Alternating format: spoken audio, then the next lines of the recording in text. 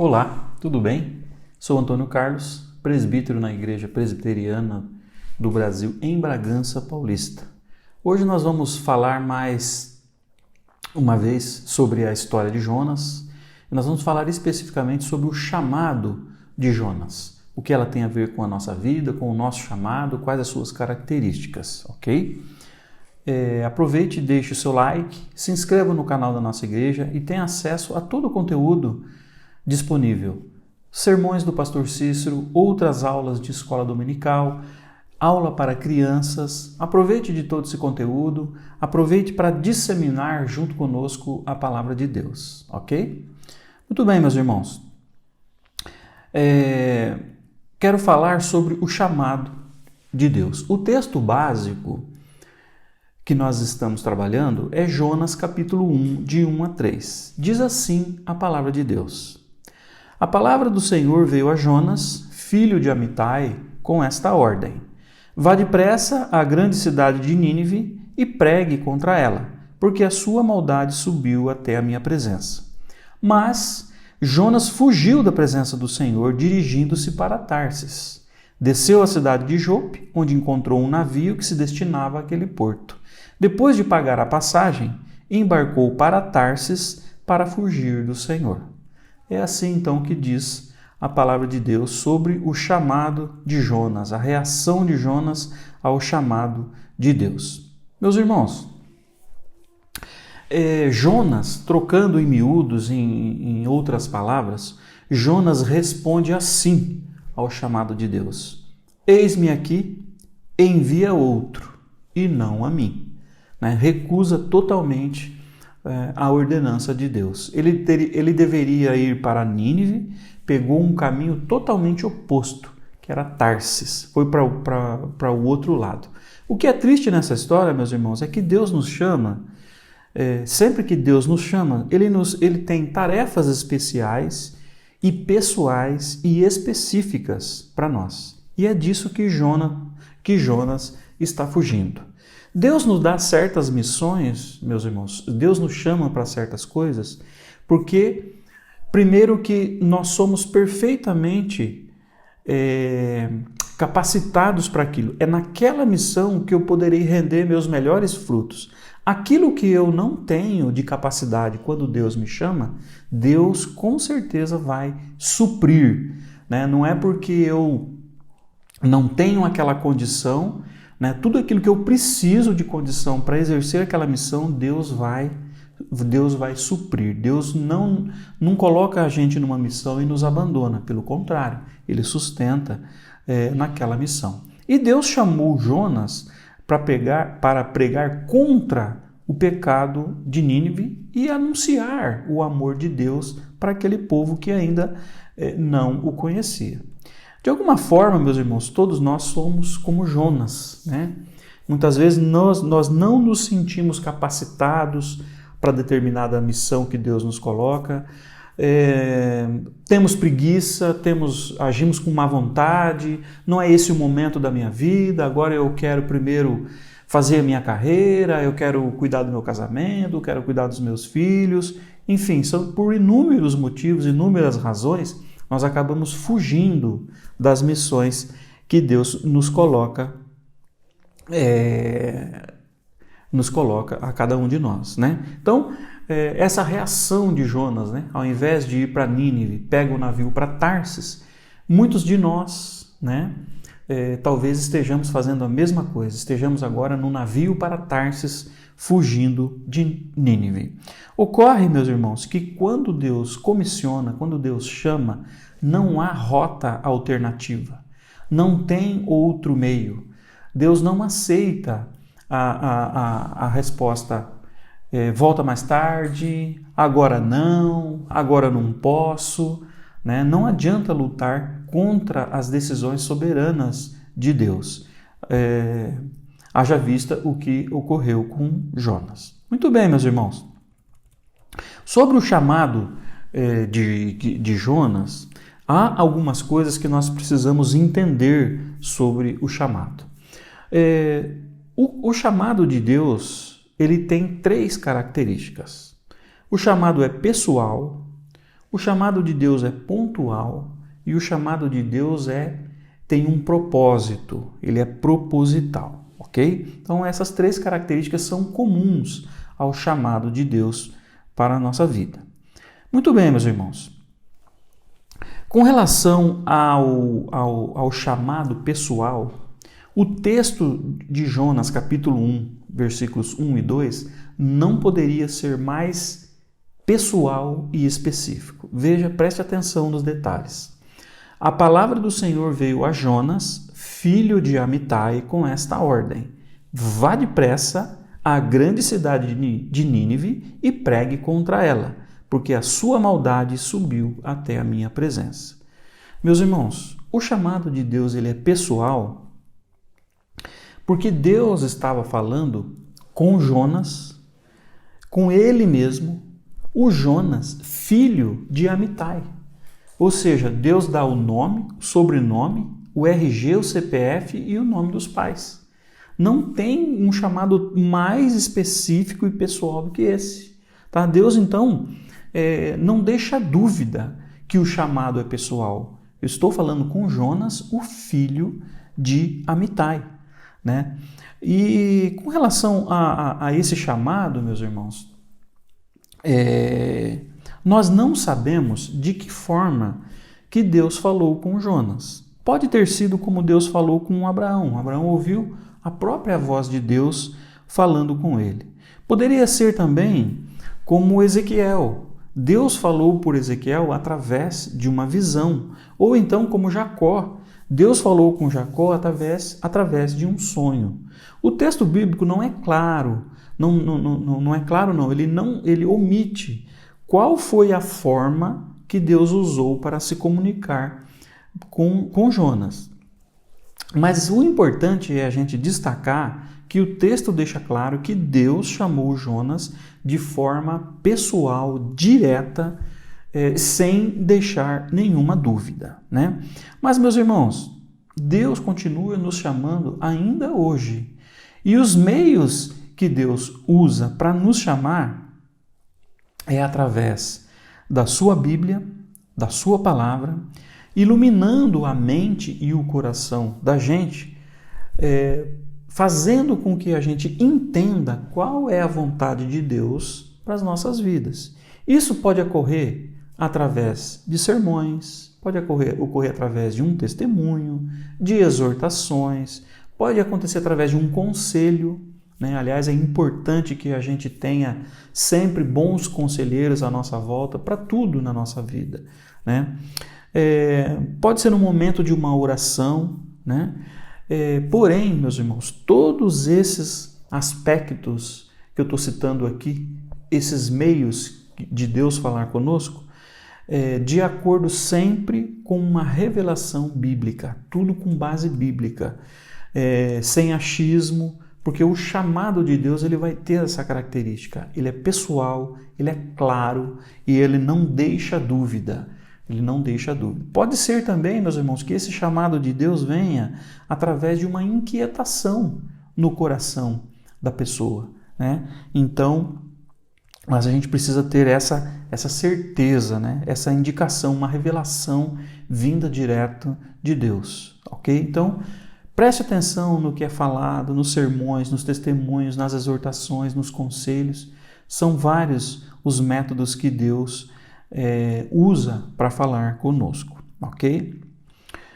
Com relação à segunda característica, meus irmãos, do chamado, o chamado ele é pontual, né? O que eu quero dizer com isso, meus irmãos? São mais 3 ingredientes para que o chamado seja pontual, né? O chamado de Jonas, especificamente, ele veio com clareza e de forma descomplicada, sem nenhuma complicação. Veja como o texto não causa dúvida. Deus fala assim para Jonas: vá depressa, né? Então Deus está colocando aqui o tempo e a ação que Jonas deveria fazer. Vá agora, é para já.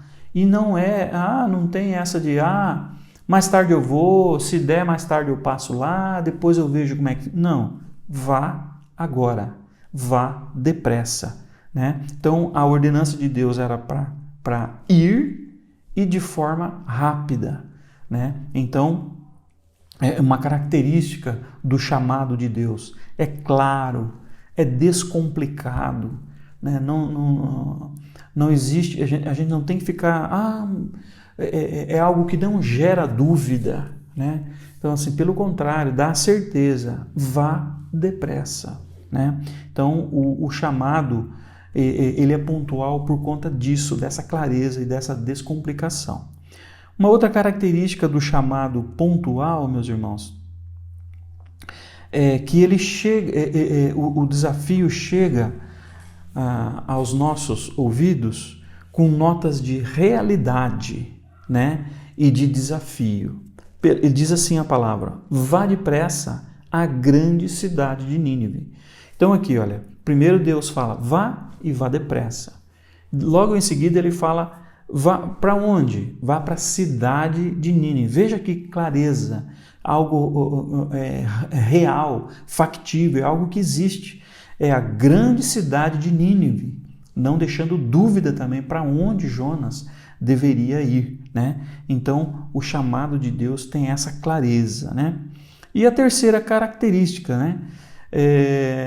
Mostrando para Jonas qual era a responsabilidade dele sobre esta cidade.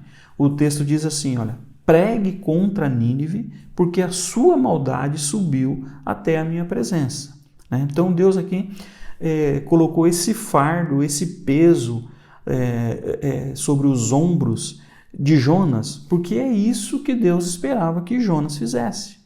Vá lá, Nínive. Por quê? Porque a maldade de Nínive subiu até a minha presença. Então você vai lá e faça isso, né? E aí, meus irmãos, era um grande desafio para Jonas cumprir esse mandato de Deus, né? Subir até a cidade de Nínive e pregar contra ela, porque a maldade daquela cidade chegou até Deus, ou seja, o cálice da paciência de Deus transbordou. E Deus deixa claro que esta responsabilidade está sobre os ombros de Jonas. Era responsabilidade dele pregar contra a cidade de Nínive, mostrar para Nínive a palavra de Deus e onde eles estavam pecando, qual era a insatisfação de Deus sobre aquela cidade. Então, uma responsabilidade muito grande. Morrer ou viver para a cidade de Nínive estava sobre os ombros de Jonas. Era responsabilidade dele. Então, meus irmãos, tome cuidado com aquilo que Deus comissiona a você, porque ali tem uma responsabilidade que pode ser de vida ou de morte para alguém, ok? Muito bem, meus irmãos, um pouco sobre Nínive. Nínive era uma cidade muito incomum daqueles dias, né? Nínive era a capital da Assíria e a Síria era a grande e temível inimiga de Israel, tá? Então, por isso a relutância de Jonas em ir para Nínive. Era uma cidade onde os inimigos estavam. Era uma cidade que tinha mais ou menos, meus irmãos, cerca de 1 milhão de habitantes, uma cidade muito próspera, evoluída para a sua época. Para vocês terem uma ideia, era uma cidade que já tinha largas estradas e todas elas pavimentadas. Era uma cidade fortificada, ela tinha muros à sua volta. Esses muros, meus irmãos, eram tão grandes que cabiam em cima do muro 3 carros de guerra daquela época. Aqueles carros que a gente vê nos filmes antigos, cabiam 3 daquele, andavam sobre a muralha. Então, a gente pode concluir que era uma grande potência daquela época. E mais ainda, meus irmãos, era o grande e temível inimigo de Israel. E a cidade de Nínive, os soldados de Nínive, o povo de Nínive, atormentava Israel das piores maneiras possíveis, né? Porque era um povo pagão, não sabia da existência de Deus, era um povo cruel, com muita e que tinha muita maldade. Então, isso que Deus está pedindo para Jonas, meus irmãos, era uma coisa muito incomum para ele, não fazia parte do dia a dia dele. O que era normal para Jonas naquele tempo? Jonas era o profeta, ele intercedia por Israel, que era a sua nação, o seu povo, para que Deus abençoasse Israel geograficamente, economicamente, espiritualmente. Porém, nas orações de Jonas também estava o pedido dele para que amaldiçoasse e destruísse os seus inimigos, que eram os ninivitas, tá? O povo da Assíria. Então, isso era comum para Jonas, pedir para que Deus destruísse e amaldiçoasse pelo fato de serem inimigos. Nós também agimos assim, meus irmãos. Nós pedimos para abençoar nossa família, nossa casa, nosso trabalho, mas que nos proteja dos nossos inimigos, que nos proteja daquelas pessoas que fazem mal para nós. E muitas vezes a gente pede a intervenção divina. Meu Deus, eu não aguento mais isso.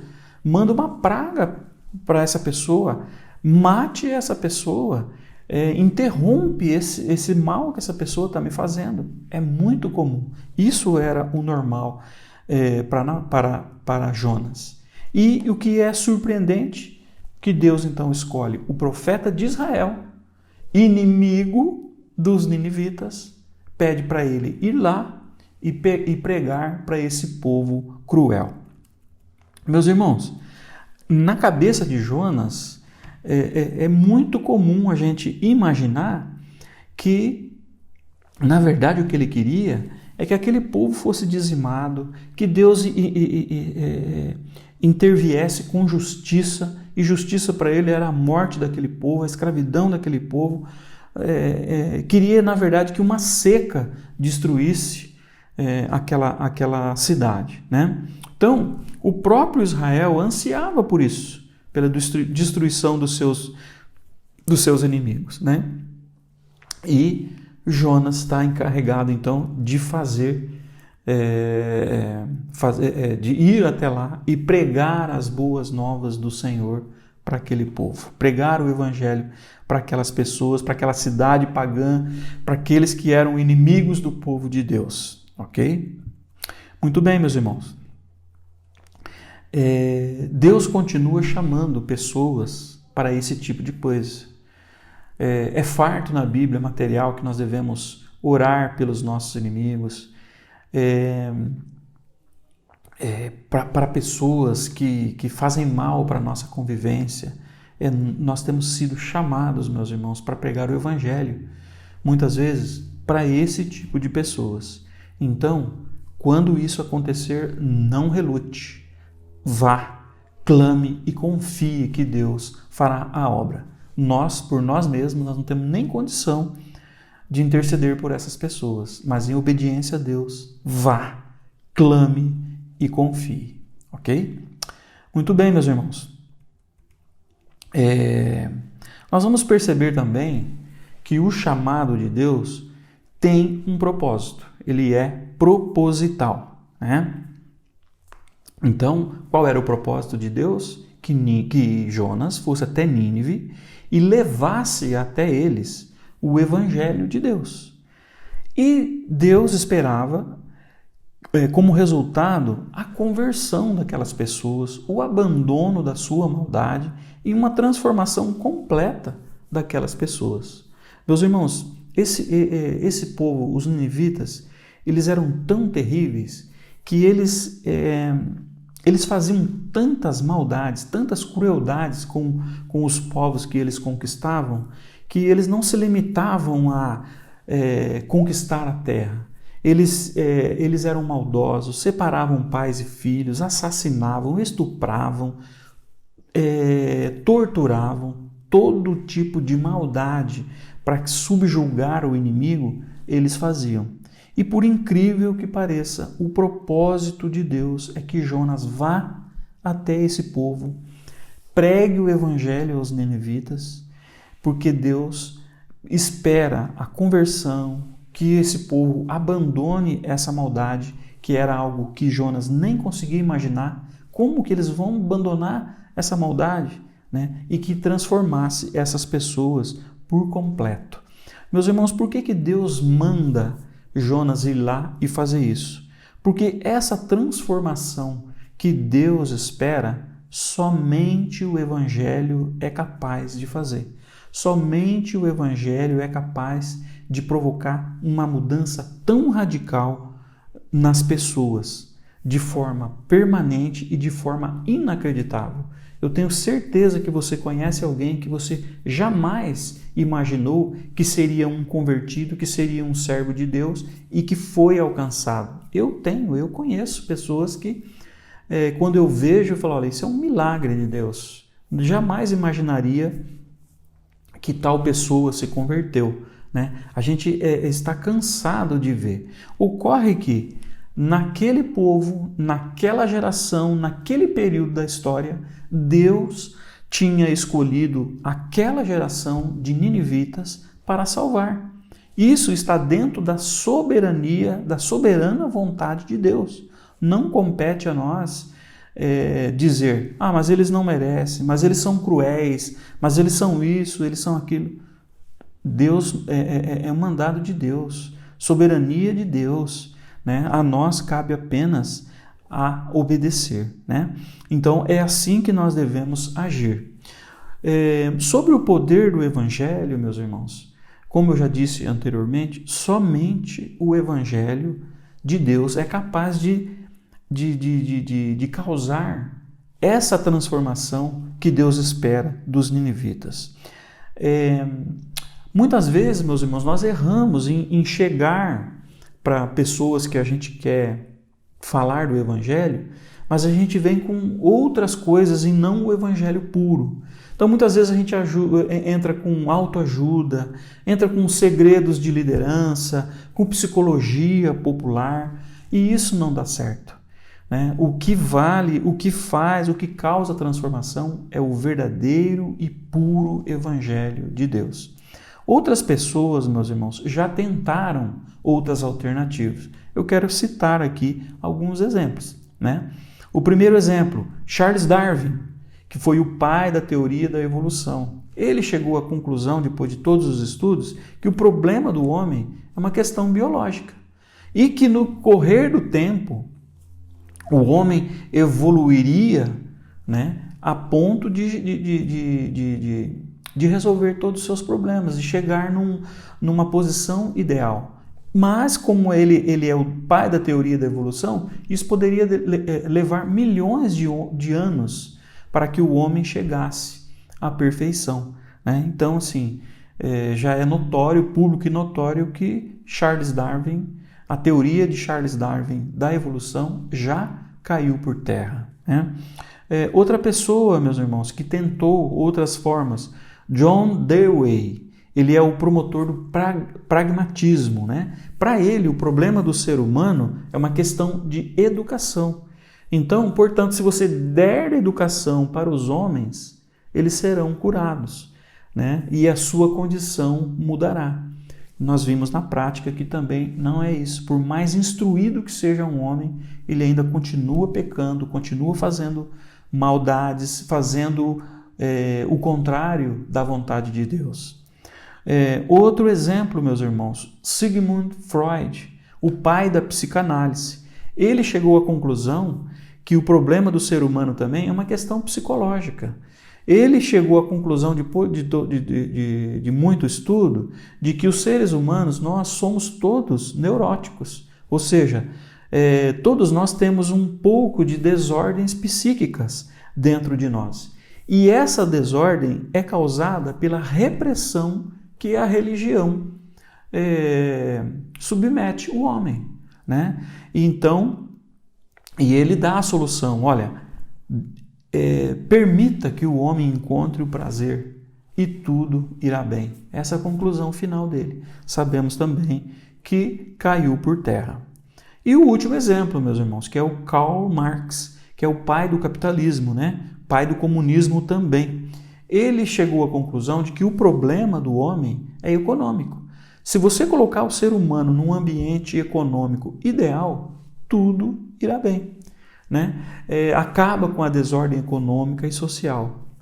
E Karl Marx também era ateu, né? Não acreditava em Deus, por isso ele sugere essa solução. Meus irmãos, nenhuma dessas substitui o Evangelho de Deus. O problema essencial do ser humano, meus irmãos, é de ordem espiritual. O homem se separou de Deus por conta do pecado, né? Então, a única forma de resgatar o homem é fazendo o que Deus ordenou a Jonas que fizesse. Fosse lá e pregasse o Evangelho àquelas pessoas. Só o Evangelho de Deus, de Jesus Cristo, o anúncio de Jesus Cristo, pode transformar de forma radical a vida de um homem. Fora do Evangelho, não há saída para o homem. Enquanto o coração do homem não for tratado pelo Evangelho de Cristo, não haverá esperança. Ok? Muito bem, meus irmãos. Resumindo, então, finalizando, o chamado para nós, né, pode ser, ele tem as características, ele é pessoal, ele é pontual e tem um propósito. Jonas, a princípio, correu, né? Mas Jonas fugiu da presença de Deus, né? E sofreu as consequências por isso. Por isso eu quero resumir, meus irmãos. Não seja você ou eu como um Jonas.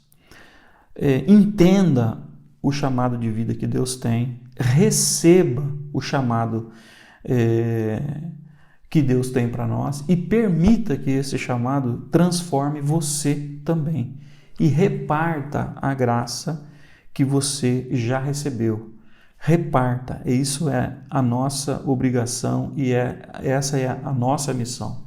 Porque, meus irmãos, o chamado que nós recebemos de Deus, se você é um privilegiado que recebeu um chamado, saiba que assim como Deus fez com Jonas, Ele fará com você e comigo também.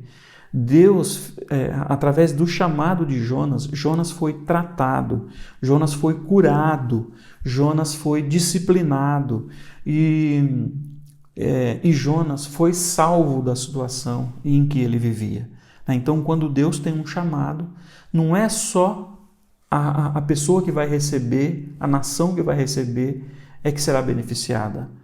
O detentor, o portador das boas novas também é salvo, também é abençoado com o chamado de Deus. Deus tem a intenção de nos santificar, de tratar a nossa vida quando nos comissiona também. Dentro do comissionamento de Deus, há o tratamento também para o portador. Então, sinta-se um privilegiado de ser o portador de boas novas. E para fechar, meus irmãos, a aula de hoje, eu quero ler um versículo, alguns versículos, aliás, 1 Coríntios, capítulo 1, de 26 a 31.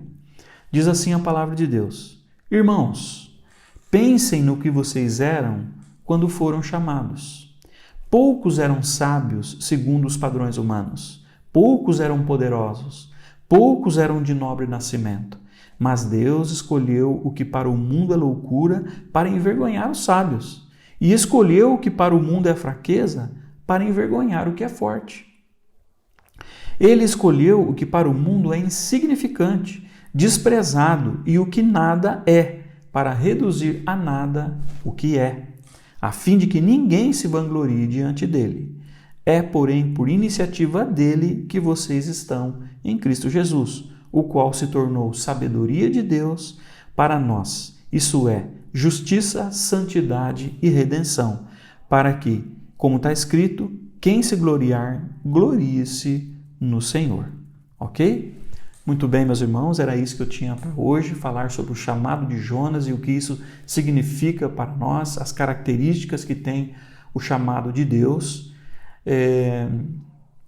Obrigado por sua atenção, obrigado por ter acompanhado até aqui. Deus te abençoe. Até a próxima aula. Não se esqueça, deixe seu like, se inscreva no canal da nossa igreja e nos ajude a compartilhar a palavra de Deus. Até mais.